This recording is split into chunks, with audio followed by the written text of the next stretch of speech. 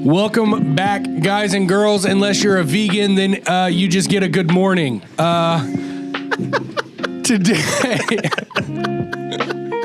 Today is like, it's like not throwing shade, but it sounds like I've got a thing against him, you know? I think it was pretty funny. Even though you were vegan for how many years? Like 5 or 6. Anyway, welcome to the Coal Iron Works podcast. I believe we still call it the Coalcast. As you know, I am the most uninformed podcast host on the face of the earth. I don't know anything about our podcast or about what industry I work in. So today, all three of us involved in the podcast are not feeling very well. I'm not going to talk very much to your delight because I have got so much Tiger Balm in my nose, we could stop a small country from invading. So we're here with Greg. Greg is our new assembly lead. He's responsible for building presses at Final Assembly. He's also responsible for direct feedback to myself and Logan about process engineering. He is responsible for coming back to me and Logan with maybe updates that would make it easier to build or increase longevity of the machine or performance. So the reason that we have moved him into a position and entrusted him with quite a bit of responsibility immediately is because Greg spent 15 years or so being a mechanic and decided to come work here. And we'll get into all that. But Greg was also a very dear friend of Andy's while growing up. Greg has been a dear friend of mine for Very 17 years now, 18 years. Something like that. Fun fact, I got Greg in the divorce. So,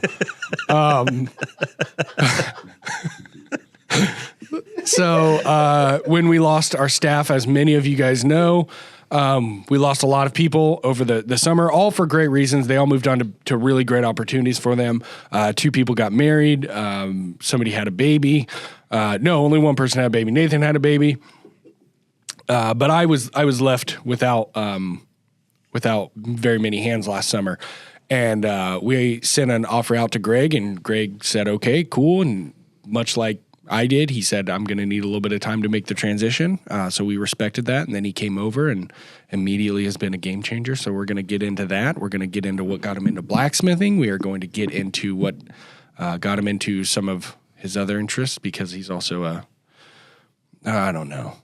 He's more than mediocre at barbecuing. If you put him on a grill, you're not going to be blown away. You're not going to be impressed, but it's going to be edible, and it's going to be better than whatever your uncle did at the 4th of July last year. So let's get it started. Greg Kountz. Yep. If that's your real name. It is. Tell us about yourself. How did you get to Indiana? You know, you grew up in Indiana. Yeah. A lot of us didn't, but tell us about how you got hooked up with Andy, how you got hooked up with just kind of your backstory, and get us up into the point where you started here that you want to share. Okay. So I was originally born in Northwest Indiana, and when I was like a year and a half old, my dad accepted a job in Newcastle at a steel mill making cold or rolled stainless products. He had been in the Northwest in steel mills, and we came down here in the early 90s, and we moved into a house. And then about 4 years later, when I was 4 or 5, Andy and his family, who were originally from Wisconsin, moved a mile down the road. And so I became friends with Andy at around the age 5, and I would go to their house, or I would go to their house, or he would come to my house about every weekend, and we would play Legos for 15 hours. And all that lines up. Yeah. And so I became good friends with Andy and growing up, and with Rob and Linda, and awesome family. And so Andy was my best friend growing up, and then he was homeschooled and I was not. And so once we got in like middle school, we started to drift apart a little bit. But I was still around, and like I'd go fishing, and yeah, we'd go fishing up at his pond before I ever knew him. Yeah. And so but I would go fishing, and Andy and David would be out in the Mad Dwarf workshop, and they'd be forging swords. I'm like, man, this forging thing's really cool. What nerds want to make swords? Doesn't it make you feel like a piece of garbage when you're like doing something fun next to somebody who's being really productive, especially when you're like freshly 21 and not any younger, drinking a couple beers and fishing at like 10 o'clock at night, and then you look behind you and Andy and David would be in the shop forging. Yeah. And it's like, well, I guess I feel good about myself all of a sudden. I'm having fun.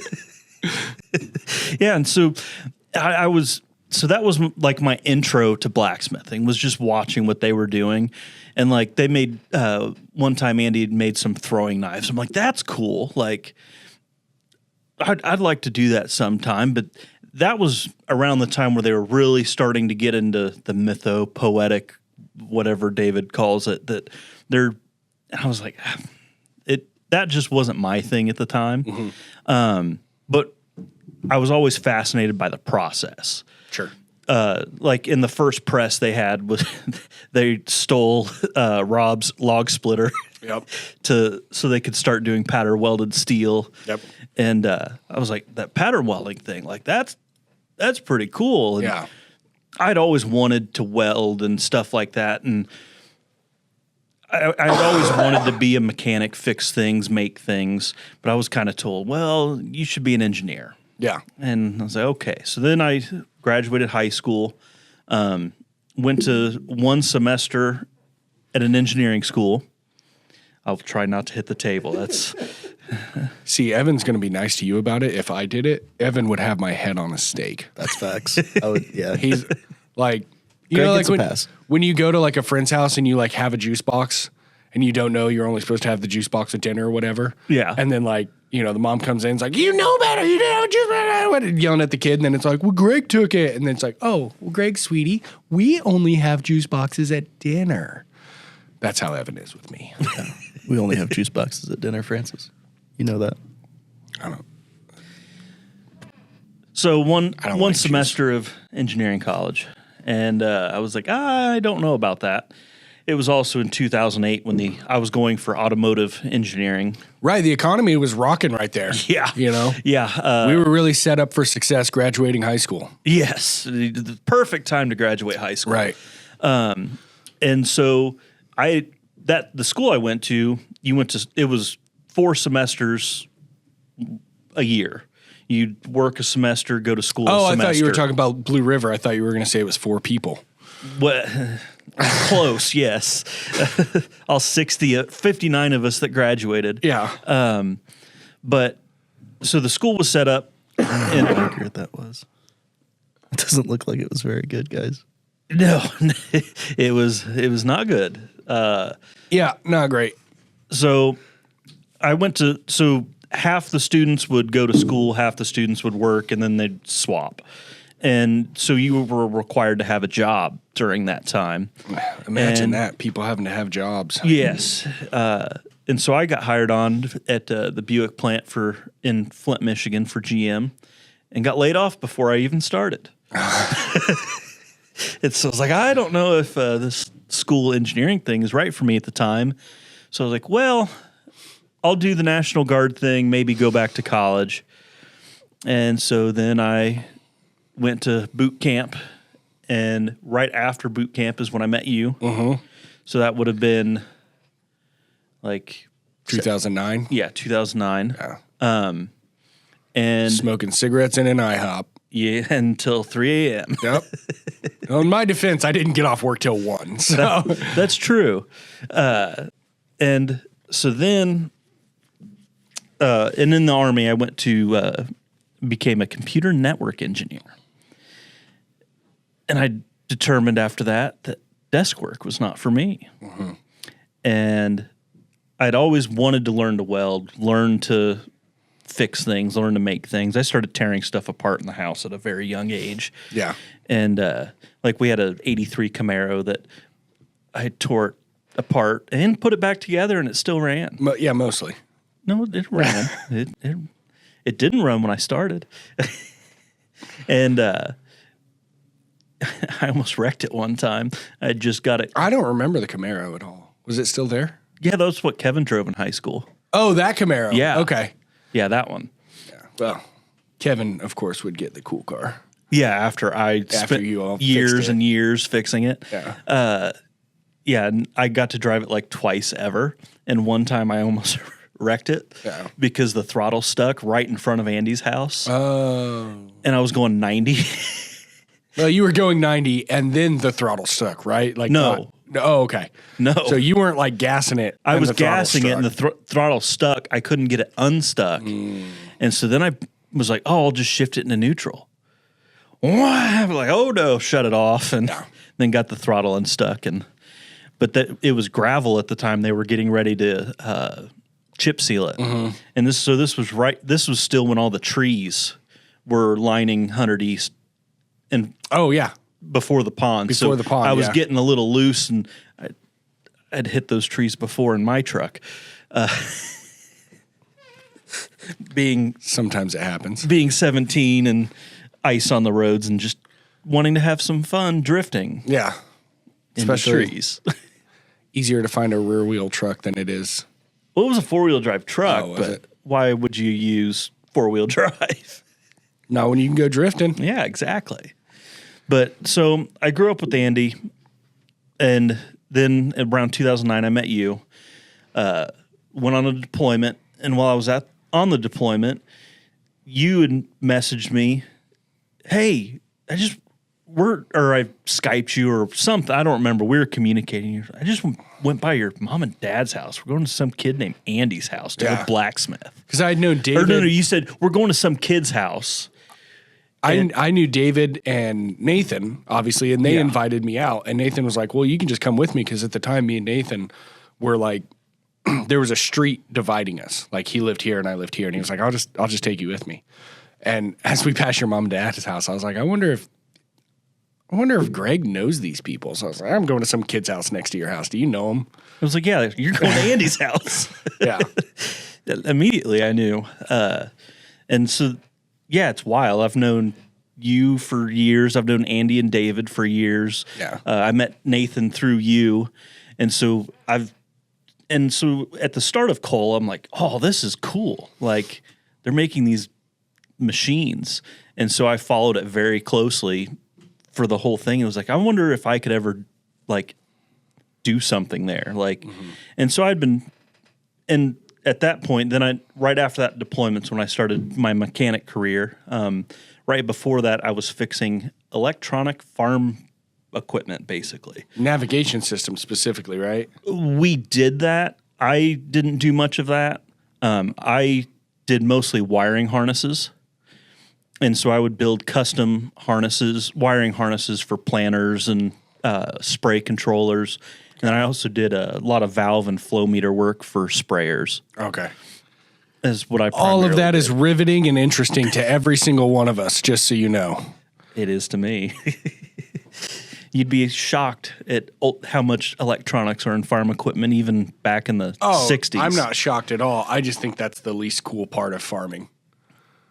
Like that's like the part that gets me drawn in the least. Like it's cool that we do it. Don't get me wrong. I'm not trying to take away from it. But like when I think of like what's cool about farming, I think about like hit and miss engines, shotgun shell starters. Like Me too. Yeah, but like that's the stuff that like I'll sit and talk to you for hours about that. But the moment you're wiring harness for a flow valve, it's like, okay, glad you can do that, but I don't want it. I don't want any part of that. well, that you can count every seed that goes in the ground. That's cool. Great. I'm so glad, Greg, that we can do that. So I started there, and then I became a mechanic on a farm, doing primarily pickup trucks, diesel pickup trucks, and then tractors, combines, that stuff. And then after that, I did some farm drainage and excavation work for a bit, and then I got to work on really big equipment, self-propelled tile plows. They're big, giant machines that just put plastic pipe in the ground all the time. See, that's cool. It is. Yeah, that's super cool. And then the trencher, even cooler. Trencher looks like a thing from Mad Max, right? Yes. It's got like a big stinger with teeth that rips the ground out. Yeah. Yeah, those things are cool. Yeah. we had inner drain trenchers and tile plows. Yeah. I want to drive one of those. They're fun. And I want to put Corbin in the trench in front of me and make him run. so with the trench, yes, we had one guy that he could keep the trencher running by himself. He's the hardest worker I'd ever met. So it's like a 2-man, So when 3-man thing? when you're doing big pipe, like 24-inch dual wall pipe, you have this giant right? boot. Yeah, there's an interjane. The one I think is one I actually operated. This one? If it says Clark Farm Drainage on it, that's it. There's no way that we just Googled this and pulled up the actual one that There you is were a driving. way. There is a way. There's not too many of those in the United States. Go to the third one, the 190,000 one. What does that Oh, say? of course you drove the cheap one, Greg. What does the company say on it? Or what's it say right there? I can't see it. Anyway, so not but with a trencher, if you're doing big pipe, there's a giant boot in it, Sure. and it's like so the sticks are 20 feet long, and so somebody's riding in the boot in the ground, and then another person or two people are above ground feeding the pipe down into the boot.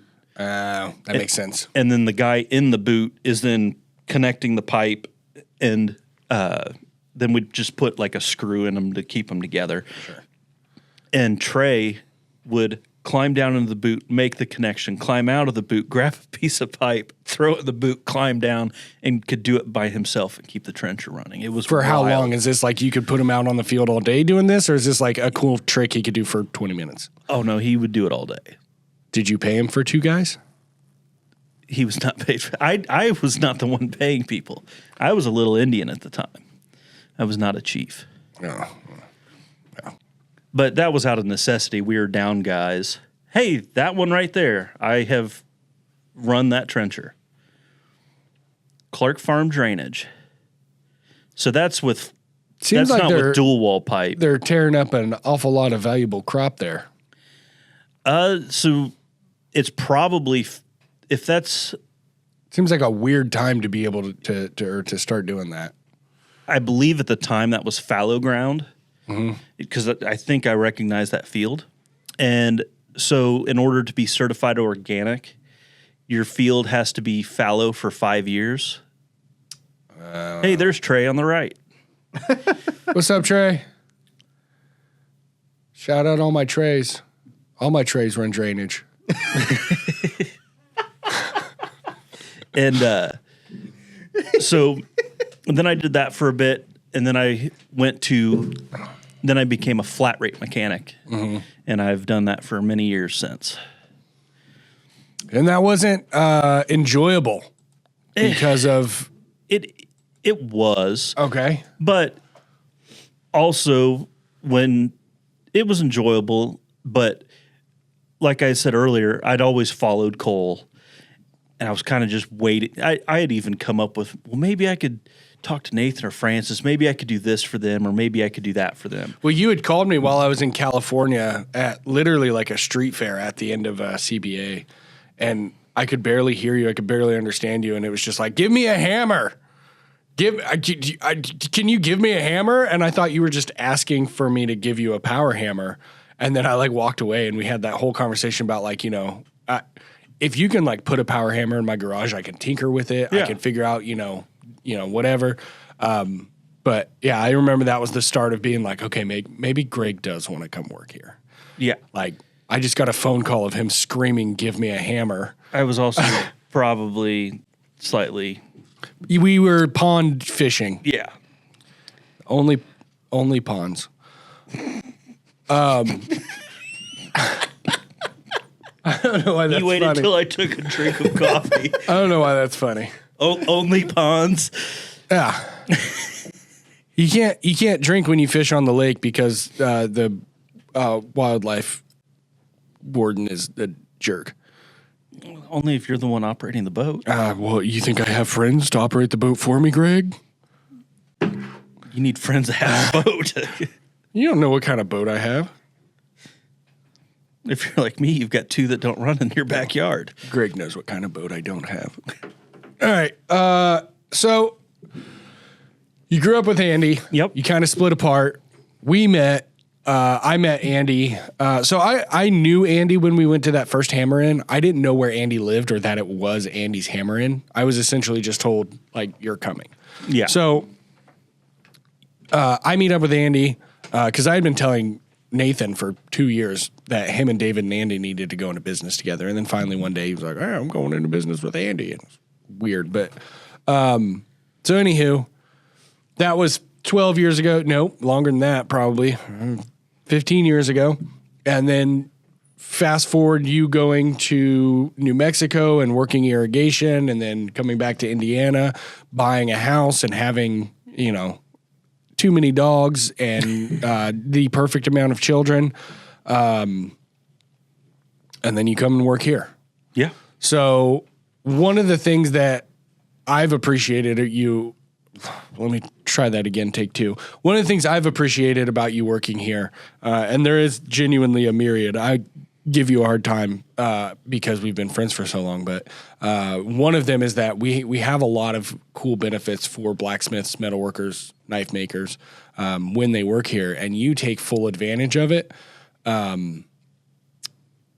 without taking advantage of it. Does that make sense? Like you, I try really hard to follow the line. So you follow the line. You don't, you're not working on it during coal time. You're working on it during personal time. I've never had to go back and clean up after you in the school, which is crazy. Everywhere else in my life, I've had to clean up. There's places in my house you've never been. I've had to clean up after you. We just lost a camera, producer Evan.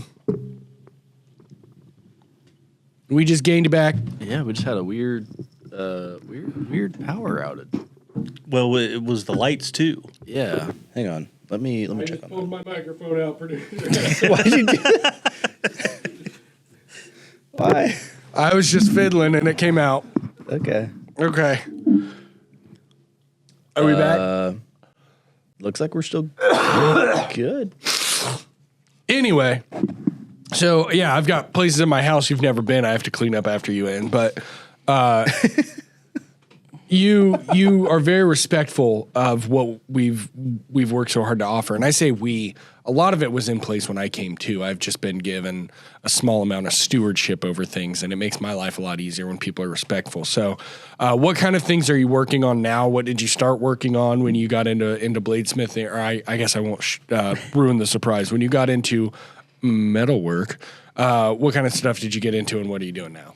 So when they started the first Andy Davis Hammer Inn, I came and met Josh Weston, and he helped me make my first knife. And after that, I was like, man, I really want to get into blacksmithing, but it seemed almost out of reach. Right. And it's like, man, I can't afford a $2,000 anvil. I can't afford $60 pair of tongs. I can't afford a $800 forge. And I had already been deep down the YouTube rabbit hole of YouTube blacksmiths. Sure. And watching people make stuff. But then I came across, I think I just typed into YouTube like cheapest way to forge or something like that, like cheapest way to start forging. And I came across Old Hickory Forge.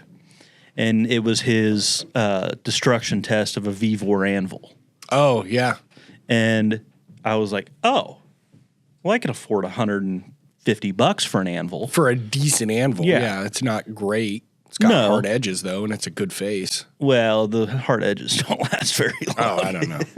But in the picture, they look pretty hard. They are. Yeah. But he shows you how to dress an anvil and all of that stuff. So I do that, and I do think that their quality control isn't the greatest. I think mine's a lot softer than some. Shocking. Well, but I still use it to this day. And But so I watched that video, and then I watched his video about the cheap forge, the Mr. Volcano, and that was like a $70 forge. Right. Yeah. I still use that forge. Perfectly fine for what it is. I Yeah. think a lot of people get caught up in the like, I have a 324-pound Trenton. Well, like, and I had gotten caught up on that accidentally. yeah, and they don't realize that like, if you're gonna do this as a hobby, a $70. Let me figure out if I like this. If I'm going to do this every weekend or if I'm going to do this once a year, go spend $70 on a Mr. Volcano. Go spend $150 or go to a scrapyard and get some railroad tie. Yeah. Like, don't jump into this and say, I watched Forged in Fire, and so I'm going to go spend $20,000 setting up a forge and then never use it. You know, that's not good for anybody. No. It's not good for the industry. It's not good for that person. I've got no problems. Honestly, Doyle makes a great anvil. I am Mr. probably Volcano was no longer making forges. Well, it's because they were too good and too cheap. That's a bummer. Yeah. But Doyle makes their Harbor Freight anvils. I've used them a few times. I don't know about longevity, how they last, but the only complaint I have about them is that their horn is really eggy. Well, and that's a better horn than the Beaver anvil. Yeah. It's pretty bad. But I think they're like $75 at Harbor Freight or something like that. Tell you what, this new model looks pretty nice. That's a much better horn. Yeah. That's actually a very cute horn. Got a shelf on it too. Mm-hmm. And a party pritchel holder. hole. Oh, Wow. Beaver stepped it up. how many pounds is that? That one's 66. 66. So that's the size of our Holland? No, the Holland's 100. Yeah. So you could still throw this one, but not very far. Is the Holland 100 with the base or is it 100? No, it's much heavier with the base. I think it's like a 75-pound anvil. I'll look it up. Yeah, that's what I thought. I thought it was 75. That would make me feel very strong if I knew it was 100 So- because I throw that in the back of my truck. I'm The 100-pound Doyle, I think, is like 150. okay. But yeah. sometimes you can get it on sale for under $100. Well, I don't think the ones I was using. I think the ones I was using was like 45 or 60 or something. It was like a tiny one, but I mean that's neither here nor there. I could be wrong, and I fully accept that. I'm not moving on because Greg accused me of being wrong. Everybody, but I think a lot of people. Doyle is 65. Oh, okay. I think a lot of people get caught up in like I have to have the nicest things and I have to have, when you're just starting out, a piece of railroad tie. And have you ever seen the in-ground forges that people build Yeah. out of dirt? Yeah. And a hairdryer? Hairdryer, yeah. It's like, yeah, dude, do that for 6 months. And if you are still doing that after 6 months, you're definitely going to want a coal forge because coal forge is going to make your life easier and you're just going to do it even more, you know?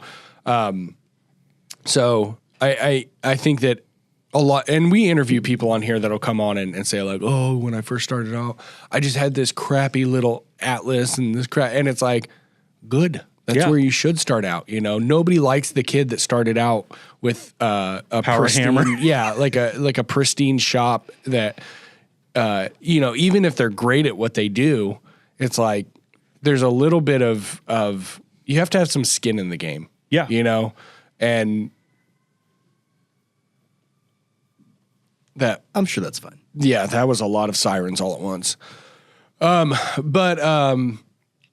So anyway, once again, every podcast, I do one little weird rant where something sticks at me, but, you were saying you have just little guys, you came to the Hammer Inn, and I just want to encourage everybody that is, actually more than what you need to start. And if you want to start blacksmithing, just start blacksmithing. You don't have to buy the best of everything. You know, Come to the Coal School of Iron. come to the Coal School of Iron.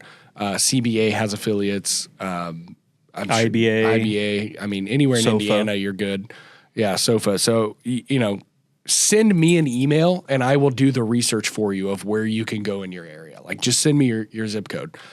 Because Like Lucas O'Hare started by going to a railroad spike class. And at Goat and Hammer. Yeah. You and Francis both did this. Francis, you did this in the last episode. It is Lucas O'Hara. Is it? Yes. Oh. Charlie gave you the coldest look when you did that last week. Hey, Sorry, Lucas. I mispronounce everything. That's fair. All the time. Yeah. Greg, you don't get the juice box on this one. Okay. Well, thank you for correcting me. All the time. I am always mispronouncing things. Okay. Yeah. But like, so I started by buying the stuff and then getting into it, but I had also been adjacent to Andy and David doing it. Sure. And I'm not saying like if you go out and buy stuff, you're not a real blacksmith. I don't want anybody to think that I'm saying that at all. What I'm saying is I want to encourage people to just go do it. You know, like don't get caught up in, well, I need to buy this and I need to get this and I need to have that. It's like we as humans living in this age, and this is all of a sudden getting emotional. I haven't even taken Sudafed. Yet. We live in an age where, because everything we do has 55 steps now, instead of you just wake up, you go buy food, you cook the food, you eat the food, and then you go to bed. That was our lives for thousands of years. Yeah. And now we wake up and it's like, okay, I have to do this and I have to do that and I have to do this. And to be able to file my taxes, I need these 15 forms and this guy's got to sign this one and this one's got to sign this one. And like right now I'm buying a house and I have 18 different invoices getting sent to me every single day. Everything gets so complicated that we tend to let that pass into our hobbies. And, you know, like you talk to parents who have kids in sports. When we were kids, it was like drop them off at the baseball diamond. They play baseball, pick them up from the baseball diamond, take them home and feed them. Now it's like they've got to travel. I know multiple parents who have RVs just so they can go to like Kentucky and save money on the hotel. Like everything's just gotten so complicated that it seems like if you can just go out to your garage and light a fire, that doesn't seem like it's enough. And I'm telling people that it is. Yeah. It is enough. My point with Lucas was you don't even have to go take a class and see if you like it. Sure. Yeah. And take multiple classes before you even have to do that. Yeah. Yeah, that's a great avenue as well if you have local classes around you. And honestly, if you're a beginner, it's like, it doesn't even matter if the classes are good, you know? Yeah. Like, I think there are times where you do have to be a little bit, you have to do your diligence, right? Because there's a lot of knife making classes that are kind of gimmicky. And if somebody like Evan or yourself or, you know, somebody here in the shop who's maybe not a world-class knife maker like Charlie and Logan, but if they were to go take a class that just says like knife making class, it's gimmicky. And you're like, well, you did all the work. I held the tongs. So I think sometimes you do have to be wary of that. But if you're just now getting into it, like you don't even have to care about that. No. It's like if you just stand next to the forge, you're getting part of the action, you know? Yeah. So I got some equipment and then I bought Ken's custom iron tong blanks. I knew I needed tongs, and from all the videos I had What did I just get done saying? You don't need stuff. Well, just grab it. I'm just kidding. For legal purposes, that was a joke. Well, and so I knew that I needed a way to hold the stuff. Sure. And so that's actually a valid thought. Yeah. To have. And I was using vice grips to hold the tongs to make the tongs to make more tongs. Yeah. And then I had a few sets of tongs made, and then I started making knives, primarily chef's knives. So yeah, let's go down your world of knives, because there was a turning point there where you took a class at Warrior's Way with Nick Rossi, and your knives went from like to like, oh, I no longer feel like you jumped a hurdle. Yeah. You know, like very quickly. So let's start out with what got you into chef's knives specifically. So as you mentioned in the intro of my cooking, I cook a lot. I forgot about that. I apologize. Big into not even just barbecue. I love to cook, always have. Yeah. I was raised on good food, and I cannot afford to go pay somebody to make me good food. Yeah. So I make it myself. And then I was like, ooh, you can get custom-made chef's knives. Oh, a custom-made chef's knife is $2,000. Mm-hmm.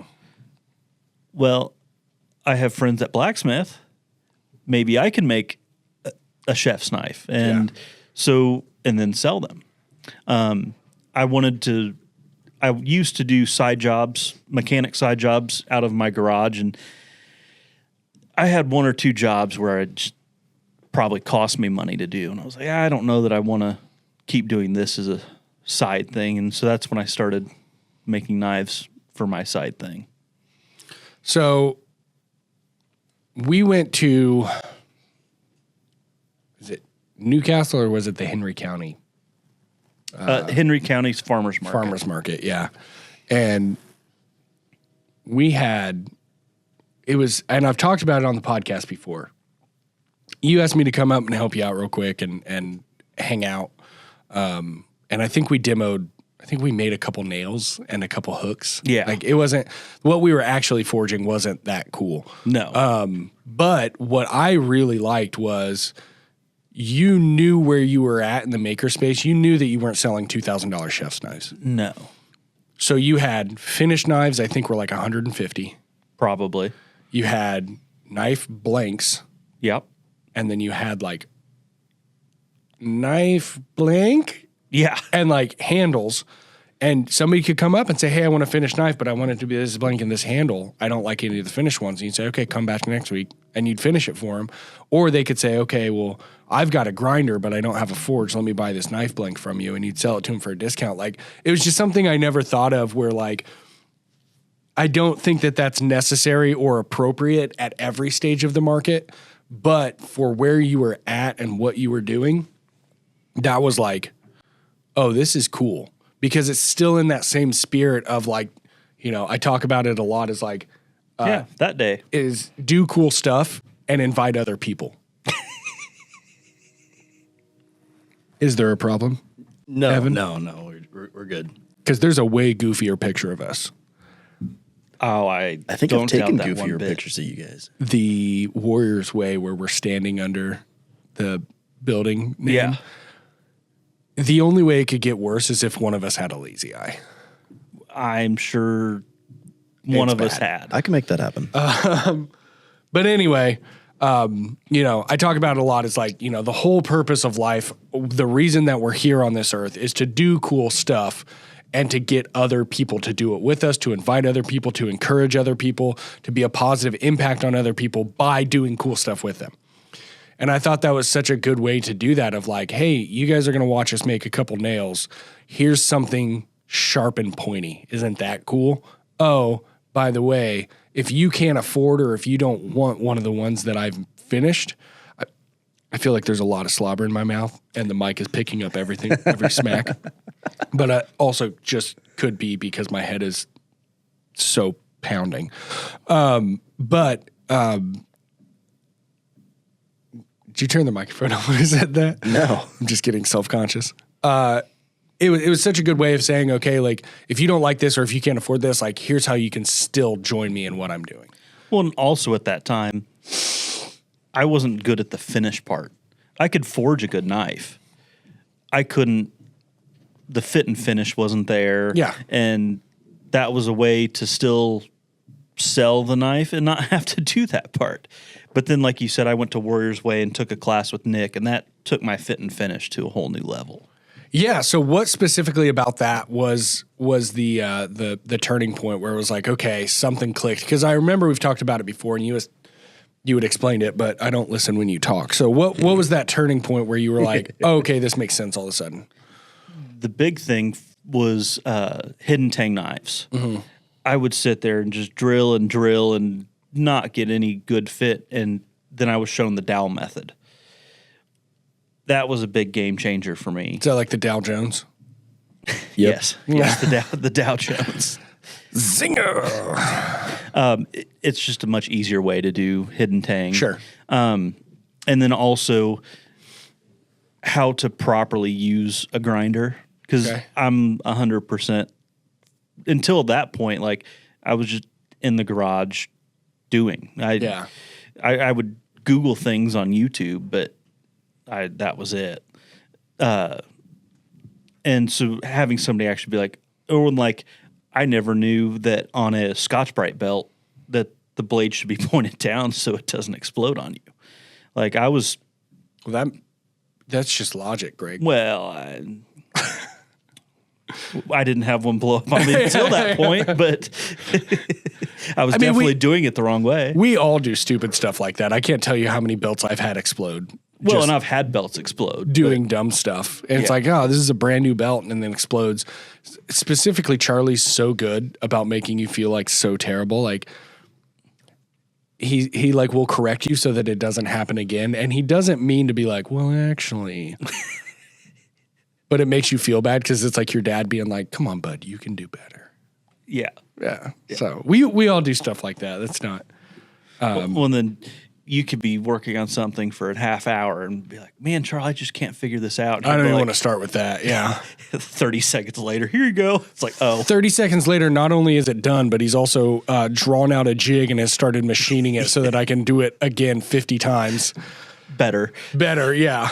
Well, I meant like I could do it repeatably. But also, yes, the outcome would be 50 times better on each one. But okay, so you get here. I'm sorry, you start taking classes with Jeff, Nick. Sorry, yeah. With Nick, you come back, and I remember you showing it to me, and I genuinely had to say like, listen, I give you a hard time, but I want you to understand, like, I'm not talking trash about your other knives. This is worlds better. This is 4 or 5 years of progress in one knife. Oh, yeah. And so that all came from a 2-day class. A 2-day class where you were taught a different hidden tang method, and then how to stand at the grinder. And also, that's one of the best knives I ever made. And it sold for $120. Yeah. I donated it to an auction. And, yeah. Yeah.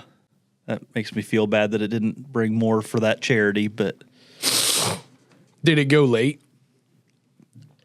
The whole thing, it was their first ever live auction. Okay. And. A little messy. Yeah. That's my rap name. A little messy. Yeah, a little messy. But like the soccer player, not like, no, I'm not messy. I'm very unproblematic. So you have, I would say probably based off what I've seen a little, at least, you've slowed down a little bit in the knife making. Is that because you're taking more time to finish a knife compared to it was like forge a good shape, get it on a grinder, get a handle on it. Now you're actually taking time with the fit and finish, or is it you have 2 kids and a full-time job? That, and it's been a lot colder this year than it was last year. Oh, sure. I did forget about that. Yeah. So I do not have an insulated or heated shop. Yeah. And we could put a wood stove in there easy. I keep threatening to do it. I just haven't yet. But last year was much warmer than this year. So that's been the biggest. Last year we had like one cold snap. My quench bucket froze one time last year. Yeah. My quench bucket just thawed out. Well, yesterday. The year before last year, though, we had that polar vortex. But that was at the very beginning of me forging. Oh, okay. So that was very, very early on. I'm just hyped on weather right now. I've found this YouTube account where this kid just like talks about weather and how bad it's going to be, and then it's never as bad as what he says. But I'm rooting for him. He's like, there's going to be tornadoes in Kansas, and there's going to be hail in Indiana, and it's the same weather front. And I'm like, woo, I hope you're right this time, bud. But he like always over predicts. So. Well, that's what they do on the news anyway. I genuinely thought last night when I woke up that my garage fell down. When I woke up this morning, I went, holy crap. I heard such a loud thud, and I don't know that you come to my house, but I don't know that you've ever actually walked inside. Where I pull up against the house, that back section, that's my bedroom. So I'm right next to the garage. And I woke up and it genuinely sounded like my garage was falling over because so much crap was hitting it. The dumpster at the nursing home behind me had tipped and everything had knocked out of it. Or winded out of it, blown out of it.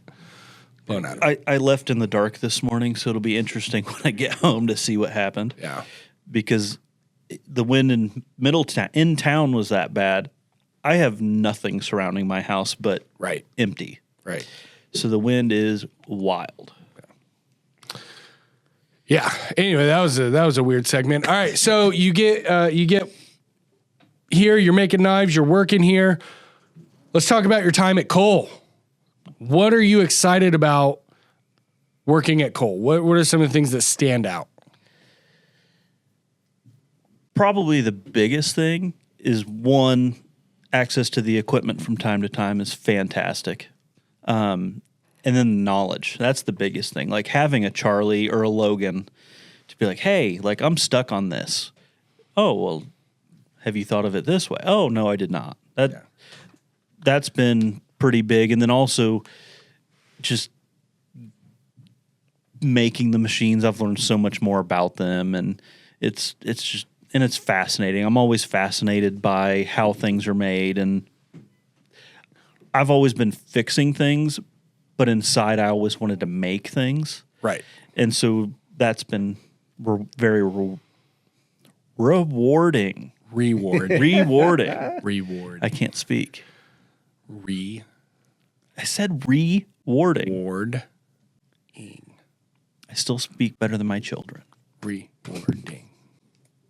All right. So first of all, I'm offended that you didn't say, oh my God, Francis, working for you has been the biggest upgrade in my life. Well, yes, that is true. Second of all, Charlie and Logan genuinely are so good to have around because they refuse to give you the answer. They make you think through it yourself because they know that what you're asking might have 2 or 3 different solutions. So they want to extract a thought process out of you, not just give you the answer. Now, Charlie is pretty bad about if you ask him a question, he just takes what you're doing and goes and does it. But if you don't have the project with you and you just ask him questions, he's really good about extracting thought process. Has there been a moment or a time on the floor where that's like kind of stuck out to you where it's like, oh man, I really needed Charlie or Logan's help, and then I asked him a question or whatever, and this was the impact or breakthrough? Is there something you can think of that was like that? Nothing that comes to mind yet. Okay, that's fair. Evan, that was a dumb question. Please strike that from the record.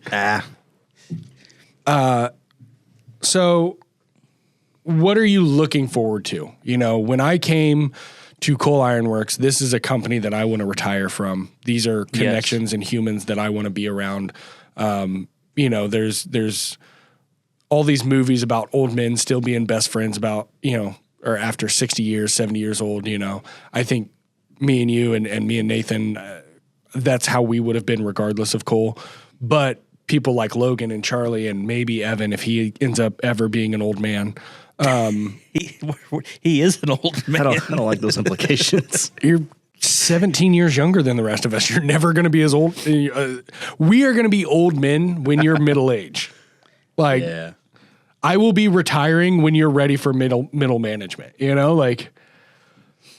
But he already dresses and kind of acts like an old man. It's the Carhartt pants and the Docs, baby. Yeah. He dresses like Hugo Boss in the 50s. You know, you had to hide your history a little bit before you could bedazzle again. Look up Hugo Boss, everyone. That's your homework for the week. Look what they did, maybe in the late 30s and early 40s. I'm looking forward to being here forever. I'm looking forward to retiring. I'm looking forward to being proud of supporting not only the blacksmithing community that we provide to, but our physical community here in Anderson, Alexandria, Yorktown, Frankton, Middletown, Newcastle, the areas around us that we're supporting with employment. And then also when there's a downtown festival or anything like that, MoFab's always very involved. What are some of the things that you are looking forward to over the next few years through Cole? For me, the power hammer. Sick. I'm so revved up and ready to work on them, make them. They're fun to run, and I've been fascinated by power hammers, and to think that we're going to make a self-contained power hammer from scratch is so freaking cool. It's really interesting to me that not only are we making it as much possible in-house, but there's just so much stuff that's not available that we have to make it in-house, whether we wanted to or not, you know? Like, it's wild to me. For my entire life, I've always felt like, well, I can build it or I can buy it. Where's the value? Is there more value in building it, or is there more value in buying it?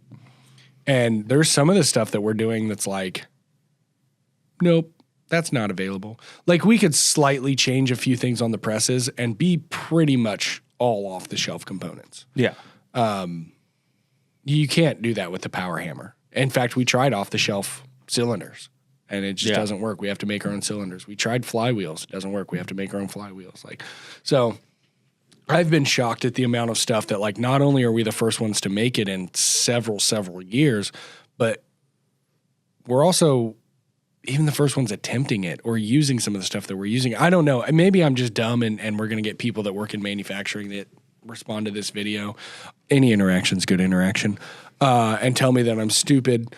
But, it's wild to me that we tried to make it off the shelf for the convenience of customers to be able to have a fully supported hammer with ready to go parts. They never have to worry or wait on us to make them, which is still, you won't have to do that. We're just making more of what we traditionally have on stock. We're just going to make more. But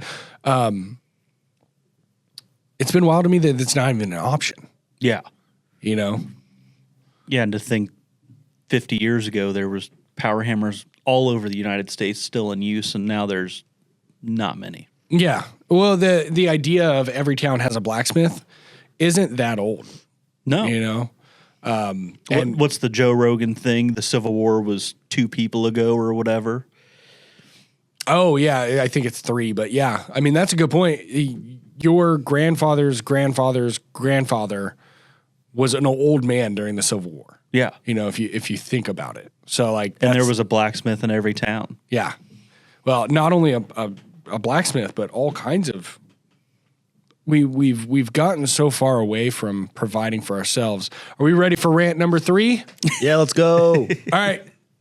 We've gotten so far away from providing for ourselves and being self-sustainable that when any other company makes a decision, people like lose it. You know, like if your favorite Doritos flavor gets canceled or what do they call that? Discontinued.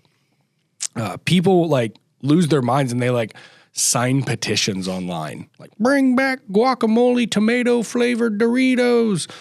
And we're just we are like that in every facet of our business or of our lives.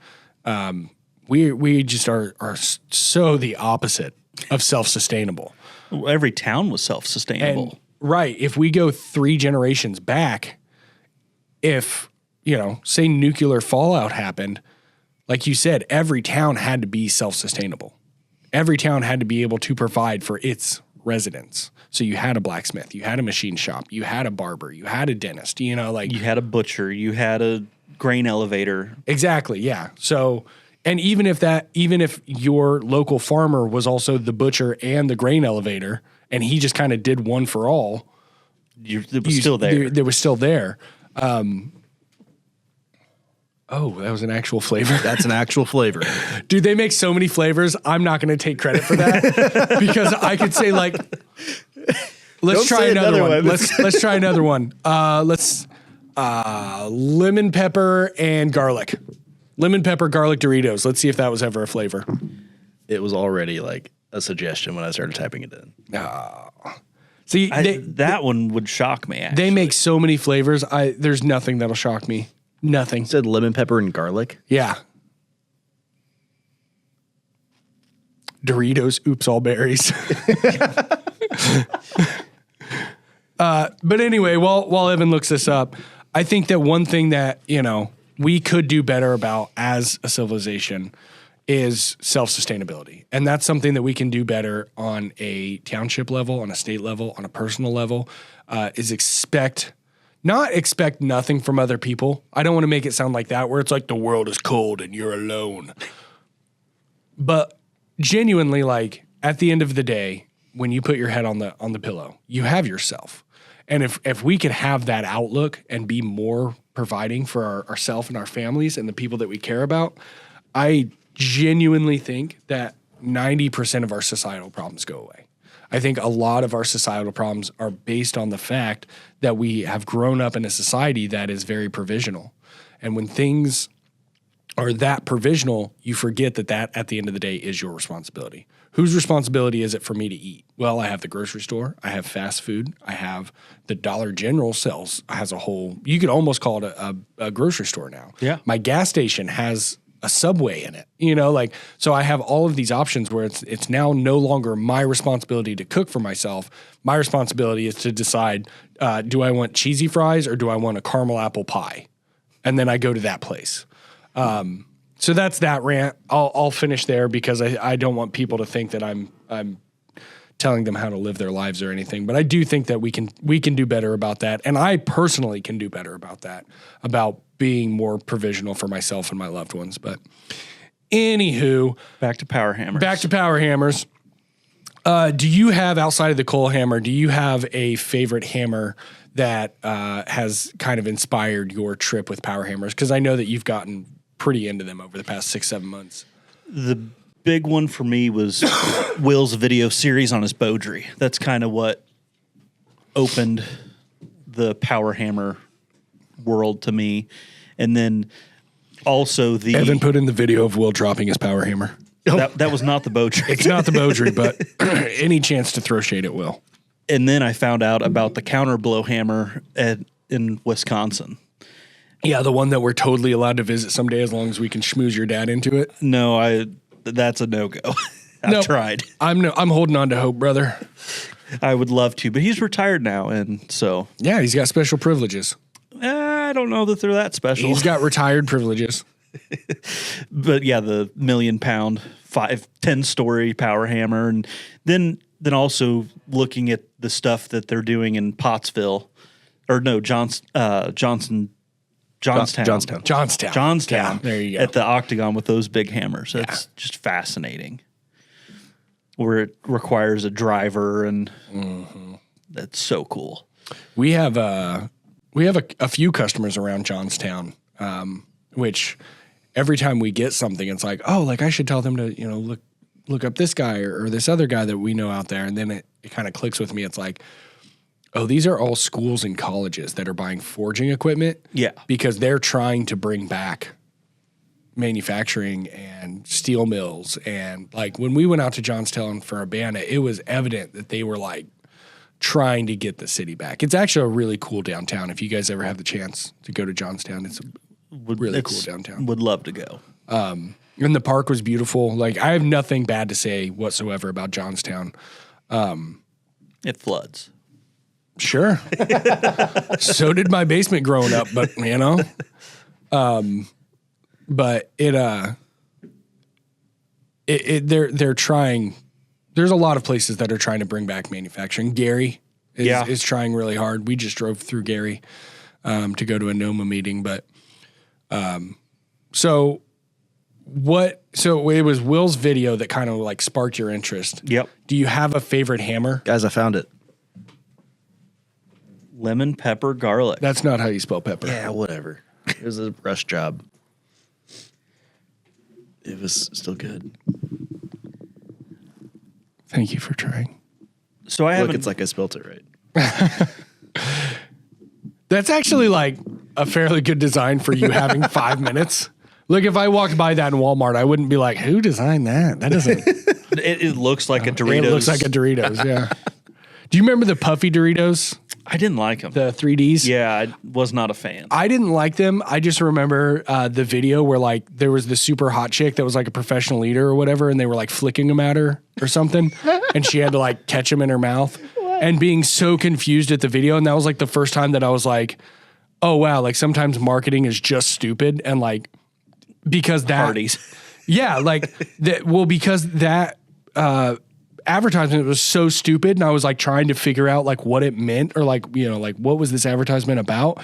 I remembered it, so the next time I was at the town I grew up in had a place called the General Store.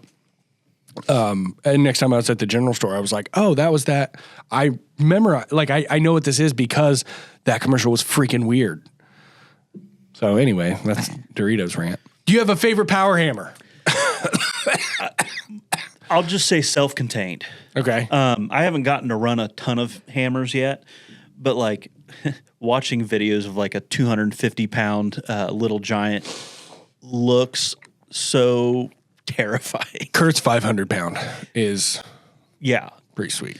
it's sweet, but there's something about the self-contained where there's not a giant flywheel and Oh yeah, springing just up and something down about flywheels not being inches from your face while you're operating. Yeah, there's something about just the self-contained. Yeah. It's just like you hit a button and the ram drops. It's cool. Yeah. What was that picture of Kurt? I love Kurt with everything inside me. Is Noah in the background there? No, but Ranch is. Oh, there's Yeah. Ranch. Ranch came in yesterday. Yeah, he did. He did. Ranch is a good guy. Shout out Ranch. All my firefighters are Ranch. So let's begin to wrap this up. What do you have going on that you want people to get involved in? I know that you're really involved with Warriors Way, that you're pretty much out at all their events. I know that IBA meetings are special and important to you. You don't necessarily teach classes or go on tour, but we always give people an option to plug what they want to plug if you have a charity or local event that you want to shout out. You've covered what makes me tick. IBA and Warriors Way, which will be man, that rhymes. yeah. It does. Well, me and you are going to be at Warriors Way at the end of March. Yes. So that gets us to update time. Let me God, get that my was a calendar. good noise. Let me get my calendar out here, guys. Oh man. This is a rough one. Yeah. All right, guys. So updates. Today we are recording. It is Ash Wednesday, just in case anybody was wondering. My phone bill is due on the 15th. I will be at a school event. I'm not going to tell you what school because it's a private thing because there's minors involved, so they can't make it open to the public, I'm sure. Be at a school event on the 22nd. The weekend after that, there's a Warriors Way event. They will be doing something very, very cool. Have they announced it yet? Can we say it out loud? I have no idea. No, probably Okay, not. I'm not going to say out loud, but it is going to be a really cool event, and there will be myself and Greg at the very least. There will be camping involved. I believe for the public, it's Saturday's the event. There is no camping involved. So Saturday the 29th, make your way to Warriors Way in Lima, Ohio. Come see us there. Go get involved with Warriors Way. They are genuinely everything that a charitable organization should be. They 100% of any donation or anything that goes in goes back to Warriors Way. There's nobody that makes $1 off of it personally, which is really, really hard to come by. And I understand that if you're doing a massive organization with lots and lots of things going on, it takes employees and you have to pay people. But I think that the scale of what they do is super cool, that they don't have a single employee with how much impact they have. So, And no IBA meeting that day. no IBA meeting that day. So instead go to Lima, Ohio. And then the weekend after that, I feel like we have a class. No. No class. Well, that weekend's also the Tong class with Ben Snur. So take the Correct. Tong class with Ben Snur. Take the Tong class with Ben Snur. I will be in California at the California Blacksmithing Association annual roundup. I can't remember what they call it. Super great guys out there, guys and girls out there. I will be out there. I believe it starts on the 10th and finishes on the 13th. You can check their website, CaliforniaBlacksmithAssociation.com, for information there. My birthday is April 18th. Our address is 516 Meridian Street, Anderson, Indiana, 46016 if you want to send presents. If you don't want to go all the way out to California and you're in the Midwest, we also have the San Mai Spear class going on that weekend. Come take that class for Francis's birthday. Proceeds do not go to Francis. Who's teaching that class? That's a great question. And I'm happy to answer that for you because the answer is Emiliano Carrillo. I was so scared I was going to mess up his name. Emiliano is putting on the San Mai Spear class. That is April 18th through the 20th. It's 3 days, forge welded and socketed spearhead. Very fun. And Jason's got a class coming up as well, doesn't he? Yes, I don't think this will be out fast enough. Okay. Yeah. for that. So, Just trying to Guys. plug. Thank you. we have. I unplugged. No, I didn't unplug it. You're good. Get in there. We have so much going on, and we have great teachers coming to our school. We have great organizations that we're supporting any way we can. We have the IBA, national or annual event. We have Warriors Way. We have Abana. We have CBA, ABS. We every once in a while we do shows with them. I'm just begging you to get involved. The whole purpose of what everybody in this community is trying to do is do cool stuff, invite people to do it with you. It's all about the community. If you make one decision this week, book yourself some time to go to one of these events. Get on our website, SOFA's website, IBA's website, Abana's website, wherever you're located at. Jump on their website, get involved, get encouraged, and make positive connections. Hey, Greg, Francis, yes. do you want to give away a hat this week? I want to give away, actually, I'll pull up what I want to give away because this is my favorite piece of merch I think we've ever made. Okay. So why is my keyboard so freaking loud when I click on the buttons? Okay. So let's give away a hat. Oh, also, I forgot to say, guys, the reason that we didn't have some of the segments we said we were going to have is because you didn't give any suggestions because you haven't heard the podcast we recorded yet. So we're recording this literally as we put the other podcast out. So I have not gotten your feedback. We have not had time to plan segments. So starting either next week or the week after, we will have segments and we will have a little bit more planned out show. But here is what I want to give away, if it pleases the court. It's a 25-ton with a DPC on the back with a cool orange glow around it. And on the front, it says support American made, which I think is an important thing to support is jobs. If you're making it here, you're eating here. Why am I giving it away, Evan? What's the contest? Oh, I don't know. I thought you had something. Oh, I figured you would have something. So here's what I want to see.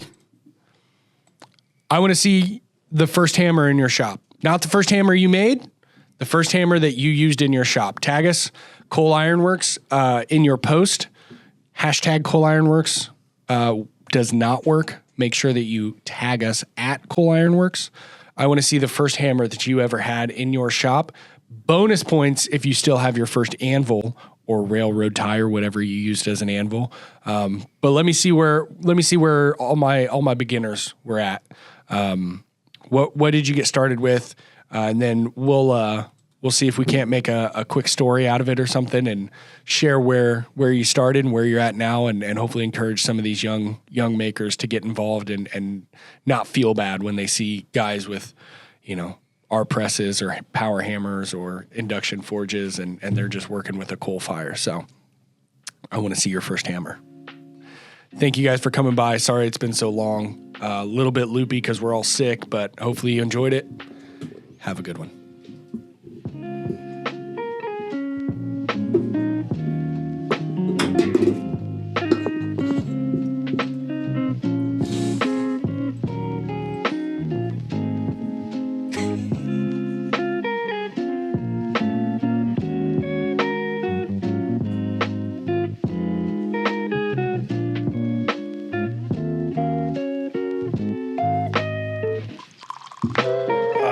That's the good stuff. If you genuinely make B-roll of us, 90% of it will be us spitting and drinking coffee. And